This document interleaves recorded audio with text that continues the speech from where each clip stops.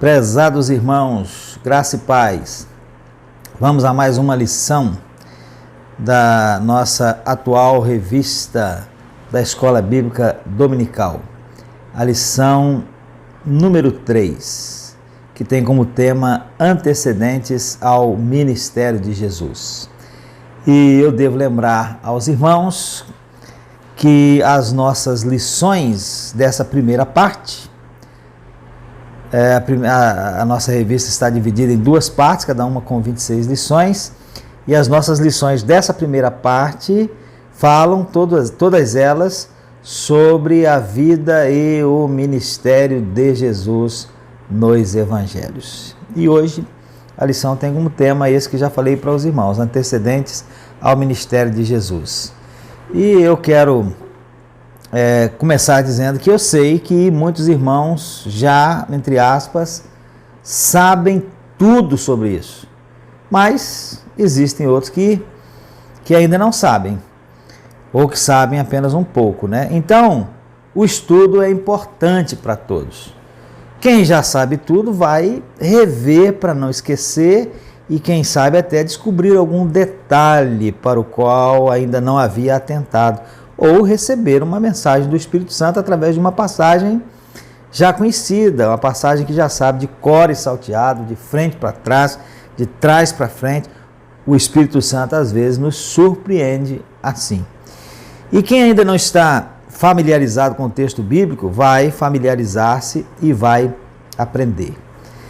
Aqui nós estamos online, mas eu quero reafirmar a importância, meus irmãos, do estudo presencial. Na Bíblia nós aprendemos que cada crente recebe de Deus um ou mais dons. E isso inclui o conhecimento. E para que servem esses dons? Servem para a edificação da igreja. Servem para nós nos edificarmos uns aos outros. Então, quando nós nos reunimos para estudar, aqueles que já sabem, talvez, pelo menos sobre o assunto que está sendo estudado, não tenham mais nada a aprender. Mas podem colaborar com o professor, com comentários que vão edificar, que vão ajudar no entendimento das demais pessoas.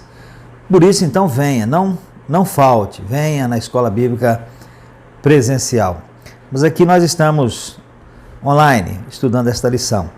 E em nossa lição de hoje, os antecedentes ao ministério de Jesus, que vamos considerar, são 3. A sua infância, o seu batismo e a tentação. Primeiro, então, vamos à infância. E o texto base para nós considerarmos sobre a infância de Jesus é Mateus 2, de 1 a 23 e Lucas 2, de 39 a 52. Mateus 2, de 1 a 23, fala sobre a visita dos magos do Oriente, a fuga para o Egito, a matança dos inocentes e a volta do Egito. E Lucas 2, 39 a 52, fala sobre Jesus no meio dos doutores. Então vamos primeiramente a Mateus 2, de 1 a 23. Eu não vou ler aqui o texto, para o vídeo não ficar muito extenso, mas é bom que você leia aí em casa, ou se você já tem bastante intimidade com o texto bíblico, já sabe ele quase que de cor, pelo menos dê uma olhada no que o texto está dizendo. Os primeiros 12 versículos de Mateus 2 falam da visita dos magos do Oriente, os sábios do Oriente, né? E de como o rei Herodes o Grande, sentiu-se ameaçado ao saber que eles procuravam uma criança que diziam ser o rei dos judeus. O medo de perder o poder fez o rei desejar matar a criança. Porém, avisado por Deus, né, em sonhos, lemos aí no texto que José fugiu com Maria e Jesus para o Egito. E Herodes, sabendo dessa fuga, mandou matar todos os meninos abaixo de 2 anos, o que nos leva a crer que Jesus já estava mais ou menos nessa idade quando recebeu essa visita. Mas Herodes morreu e o anjo do Senhor apareceu a José, o avisou e ele voltou e foi habitar em Nazaré. Está tudo aí no texto. E desse relato, meus irmãos, nós podemos aprender algumas coisas bem importantes, das quais eu destaco algumas. A primeira que eu destaco é que nem sempre os que estão dentro da igreja são os que mais honram a Cristo. Preste bem atenção nisso. Nem sempre os que estão, entre aspas, dentro da igreja são os que mais honram a Cristo. Foram esses magos do Oriente, e não os escribas e os fariseus, que foram honrar a Jesus. Fazendo assim uma comparação, os escribas e os fariseus, né, uma comparação daquele tempo com hoje, os escribas e os fariseus seriam aqueles que estão dentro da igreja, mas não foram eles que foram honrar a Jesus, foram os magos do Oriente. De uma determinada mulher que buscou o favor de Jesus com muita fé e humildade, ele disse o seguinte: nem mesmo em Israel eu encontrei tamanha fé. Aquela mulher não era israelita. É como se nós disséssemos hoje que aquela mulher não era da igreja, mas Jesus disse, nem mesmo em Israel eu encontrei tamanha fé. Poderia dizer hoje, nem mesmo dentro da igreja eu encontrei tamanha fé. E ainda hoje, meus irmãos, em alguns momentos e situações, nós vemos isso acontecendo. Os, entre aspas, de fora, honrando mais a Jesus do que os de dentro da igreja. Cada um julgue-se a si mesmo. Então essa é a primeira lição que a gente pode tirar aí desse texto. Nem sempre os que estão dentro da igreja são os que mais honram a Cristo. Uma outra lição que eu destaco, meus irmãos, é que pode se dar o caso de alguém ter muito conhecimento, mas esse conhecimento ser apenas intelectual, que foi o caso dos sacerdotes e dos anciãos aí do texto, que sabiam informar direitinho pelas Escrituras onde o Cristo deveria nascer. Eles estavam perfeitamente familiarizados com as Escrituras, mas apenas intelectualmente. Então pode-se dar esse caso, né, de alguém ter muito conhecimento, cada um pesa a si mesmo, mas esse conhecimento ser apenas aqui na cabeça, apenas um conhecimento intelectual. Uma terceira lição que eu destaco é que nós precisamos ser diligentes em nossa busca e em nosso trabalho pelo Senhor. Olhem no texto para os magos ou os sábios do Oriente. Quantas inconveniências, quantas canseiras devem ter-lhes custado aquela viagem? Quantos quilômetros cansativos? Quantos perigos? Mas nenhuma dessas coisas e outras mais os fez desistir. Não, eles foram persistentes. Encontraram Jesus, chegaram até onde Jesus estava. Então essa é uma lição, nós precisamos dessa mesma diligência daqueles homens, dessa mesma coragem, dessa mesma disposição, dessa mesma ousadia para trabalharmos na causa do Senhor. E uma quarta lição, a quarta lição que eu destaco é que Deus é o soberano dirigente da história. Notem os irmãos que algumas vezes é dito aí que o que aconteceu foi para que se cumprisse o que fora dito pelos profetas. Nada fugia do controle de Deus. Cumpriu, aconteceu para cumprir o que foi dito pelos profetas. Obviamente dito pelos profetas da parte de Deus. Isso mostra para nós que Deus está dirigindo a história para o fim por Ele determinado. E todas as ações dos poderosos desta terra obedecem à soberania divina. No Salmo 46, 10, Deus diz: aquietai-vos e sabei que eu sou Deus. Serei exaltado entre as nações, serei exaltado sobre a terra. Agora, meus irmãos, vamos ao segundo texto, Lucas 2, versos 39 a 42. Você pode ler aí na sua casa. É importante que você leia, né? Eu não vou ler aqui para o vídeo não ficar muito grande. O texto de Lucas 2, 39 a 52 narra o episódio do menino Jesus no meio dos doutores. E esse é um fato narrado apenas por Lucas. Você não vai encontrar em Mateus, não vai encontrar em Marcos, não vai encontrar em João. Apenas aí em Lucas. E Lucas diz que Jesus tinha 12 anos e foi com os pais para Jerusalém, segundo o costume do dia da festa. Destaque isso aí na sua Bíblia. Segundo o costume do dia da festa, a Páscoa. E lá o menino Jesus se distancia de seus pais.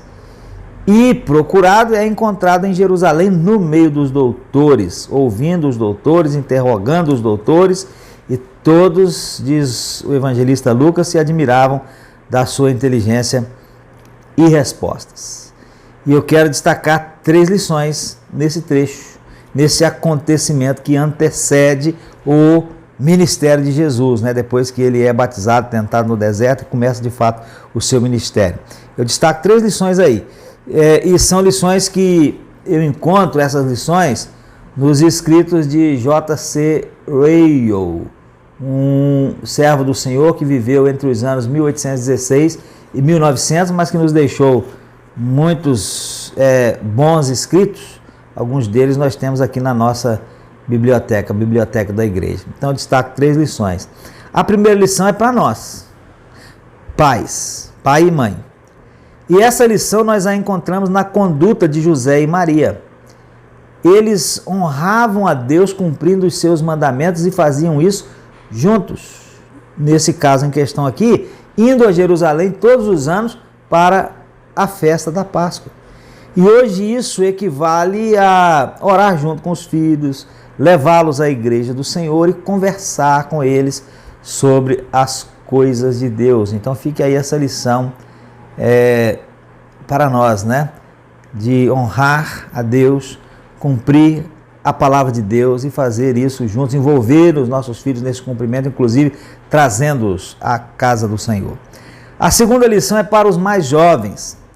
Nós vemos aí Jesus com 12 anos, longe dos olhos dos seus pais, sendo encontrado onde e fazendo o quê? Jesus, quando procurado, depois de se distanciar dos seus pais, se perder dos seus pais, ele não foi encontrado em alguma porta de botequim, ele não foi encontrado com alguma turma de amigos fazendo alguma coisa errada, não, ele foi encontrado lá no templo, conversando com os doutores, falando sobre as coisas de Deus. Então essa é uma grande lição para os mais jovens. Os jovens precisam ocupar a sua vida não apenas com os prazeres desse mundo e principalmente não com as coisas erradas desse mundo, mas precisam ocupar a sua vida com as coisas de Deus. E a terceira lição é para todos os crentes verdadeiros e está na resposta que Jesus deu aos seus pais, José e Maria, quando perguntam para ele sobre onde ele estava. E ele diz assim, ele responde assim: não sabíeis que me cumpria estar na casa de meu pai? E essa, meus amados irmãos, é uma expressão que deve penetrar profundamente no coração de todo o povo de Deus. Cumpre-nos nos envolvermos nos negócios do nosso Pai Celestial. Então está aí, meus irmãos, o primeiro antecedente ao ministério, primeira coisa que antecedeu o ministério de Jesus, a sua infância, cujos acontecimentos nos trazem essas grandes lições e muitas outras que nós poderíamos apontar aqui, mas fiquemos com essas. O segundo antecedente é o batismo de Jesus, que está em Mateus 3, versículos 13 a 17. Esse, como é um texto bem curtinho, eu quero ler aqui para os irmãos. Diz assim: então veio Jesus da Galiléia ter com João junto do Jordão, para ser batizado por ele. Mas João opunha-se-lhe, dizendo: eu careço ser batizado por ti, e vens tu a mim? Jesus, porém, respondendo, disse-lhe: deixa por agora, porque assim nos convém cumprir toda a justiça. Então ele o permitiu. E sendo Jesus batizado, saiu logo da água, e eis que se lhe abriram os céus, e viu o Espírito de Deus descendo como pomba e vindo sobre ele. E eis que uma voz dos céus dizia: Este é o meu Filho amado, em quem me comprazo. O batismo de Jesus, meus irmãos, revela para nós como ele assumiu a encarnação, identificando-se com os demais seres humanos, além de colocar-se ao lado dos fiéis, dando apoio, quando deu apoio, à obra de João. O seu batismo, que acontece aos 30 anos, marca o início de uma nova etapa em sua vida. A partir daí, após a tentação do diabo, tem início o seu ministério. Mas aqui nós temos um antecedente. O batismo é um antecedente. E eu quero destacar aí nesse texto uma coisa e depois chamar a atenção para outra coisa que nós temos aí no texto. Primeiro eu quero destacar a presença da Trindade, Então ali estava Jesus sendo batizado, aí ouve-se uma voz do céu dizendo: Este é o meu Filho amado, em quem me comprazo, a voz do Pai, chamando ele de meu Filho amado, e o Espírito de Deus descendo como uma pomba e vindo sobre ele. Então está a presença da Santíssima Trindade, o Pai, o Filho e o Espírito Santo. O Pai falando, o Filho sendo batizado e o Espírito Santo descendo como uma pomba e vindo sobre ele. As três pessoas da Trindade aí presentes, separados. Nós cremos, lembrando os irmãos, que a palavra de Deus nos revela, e nós cremos, a existência de uma Trindade divina, que não são três deuses, mas é um Deus só que se manifesta em três pessoas distintas: a pessoa do Pai, do Filho e do Espírito Santo. Então destaco essa presença aí. E chamam a atenção para a fala de Deus, o Pai, aí acerca de Jesus. Ele diz assim: Este é o meu Filho amado, em quem me comprazo. Eu destaco essa fala porque ela será importante mais adiante, no episódio da tentação, que é o terceiro antecedente ao ministério de Jesus, que nós vamos ver agora. E está em Mateus 4, versículos 1 até o 11. Esse texto você leia aí na sua casa. Sei que você já conhece o texto, mas você pode ler aí mais detidamente em sua casa. Lembrando aos irmãos que isso aqui é um estudo que nós estamos fazendo. É importante você ler o texto bíblico. Esse texto que você vai ler aí na sua casa, vai dar um pause aí e vai ler, então posso dizer esse texto que você já leu, Deu pause, leu. É rico em significado e em lições. E apresenta três tentações a Jesus. O diabo procura atingi-lo em três áreas da vulnerabilidade humana: as necessidades físicas, o desejo de ser admirado e o desejo de poder e glória. E atacado nessas três áreas, Jesus venceu todas as tentações. O que Deus deseja, meus irmãos, é que ao enfrentarmos as tentações, a plenitude da sua graça e do seu poder nos permitam vencê-las, tornando-nos mais fortes e mais maduros. E algumas lições que esse texto nos ensina são as seguintes, apresentadas pelo autor da nossa lição. Primeira delas: o diabo está debaixo da autoridade de Deus, porque ele, Deus, é soberano e todos os poderes estão sob seu controle. Deus deseja usar todas as circunstâncias que nos atingem para o nosso bem e Satanás quer usá-las para o nosso mal. Tudo vai depender da nossa reação. De quem nós somos cooperadores? De Deus ou do inimigo? Então a primeira lição: o diabo está debaixo da autoridade de Deus. Deus é soberano. Segunda lição: nós somos atacados em nossos pontos vulneráveis. E por isso é importante nós nos conhecermos para que não nos deixemos envolver pelos nossos impulsos para o mal. Quais são os nossos pontos fracos? Precisamos conhecê-los. Até porque a palavra de Deus diz que nós não podemos prover nada para a nossa carne em suas concupiscências. E a gente precisa conhecer aquilo em que nós somos mais fracos para nos afastarmos quilômetros daquilo que vai nos tentar e nos fazer cair. Terceira lição, o diabo usou a palavra de Deus, tentando fazer Jesus errar o alvo de sua vida. E a palavra de Deus pode ser usada então, conforme Satanás o fez, de forma distorcida para nos fazer duvidar do amor e da santidade de Deus ou para que trilhemos caminhos perigosos. Tomemos cuidado, o diabo usa a palavra de Deus, de forma distorcida, mas usa a palavra de Deus. Outra lição é acerca de Jesus.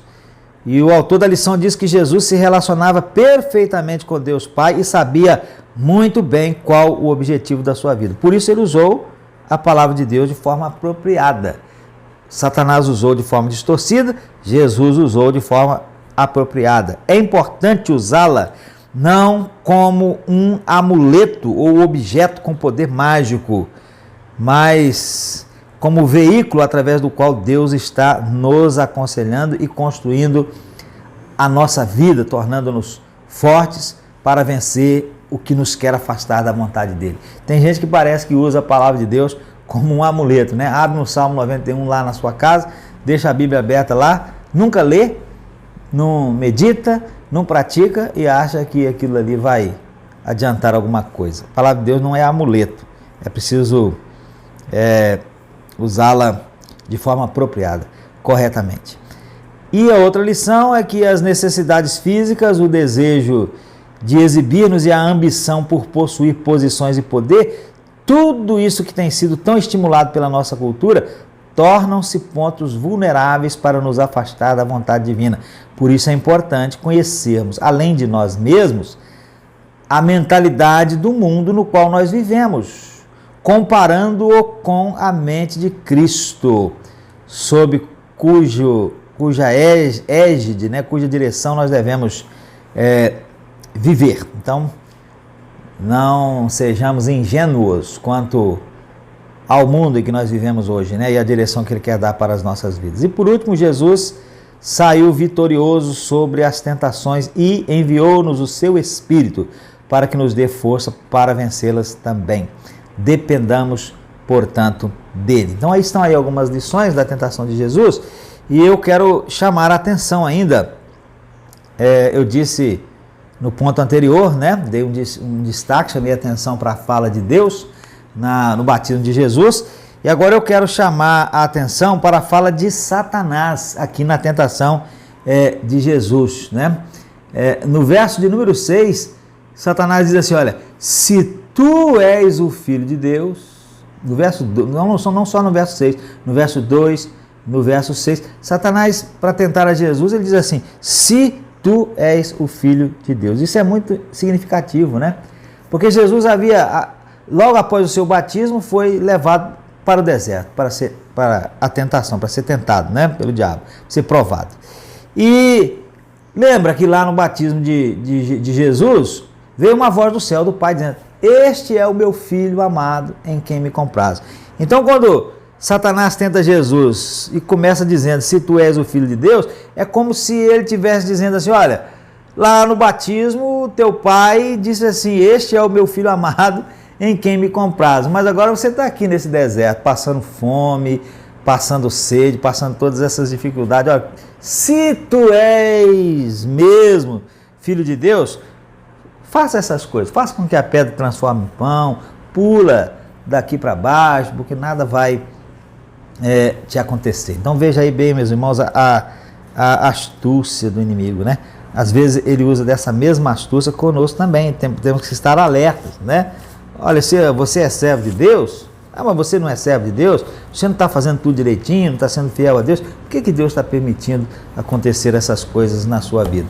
Jesus não cedeu a essa fala de Satanás, que nós também não cedamos, que nós permaneçamos, meus irmãos, fiéis ao nosso Deus em todas as circunstâncias. E concluindo a lição, o autor diz assim: Jesus enfrentou muitas provas antes e durante o seu ministério terreno. Nós, como servos dele, não poderemos ter vidas significativas, sendo bênçãos para outros, sem passar pelas tentações ou provações com força e coragem, vencendo-as no poder de Jesus Cristo. Se houver queda, olhemos para ele e seremos reerguidos pela sua graça.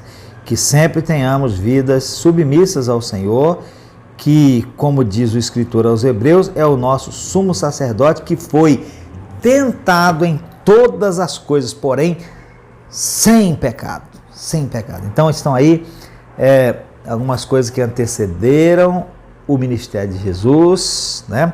A sua infância, o seu batismo, a sua tentação lá no deserto, e que trazem tantas e preciosas lições para nós. Aqui eu coloquei apenas algumas para os irmãos, tem muitas outras que nós podemos aprender com esses acontecimentos antecedentes ao ministério do nosso Mestre. Que Deus abençoe e que o Espírito Santo de Deus aplique a sua palavra ao nosso coração. Amém.